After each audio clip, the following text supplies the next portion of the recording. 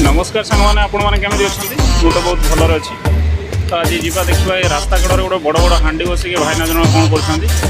तो ये पड़े भद्रक सब फेमस बिरियानी मिले तो ये बिरियानी रही लोकेशन आपंकर प्राचीनगर तो ये देखो के बड़ बड़ हाँ रही गोटे हाँ भाईना 50 रू 60 बिरियानी करती आ प्रत्येक दिन ये 8 रू 10 हाँ मैंने बिकिपारती तो ये बहुत टेस्टी रही एंटायर भद्रक टाउन भितर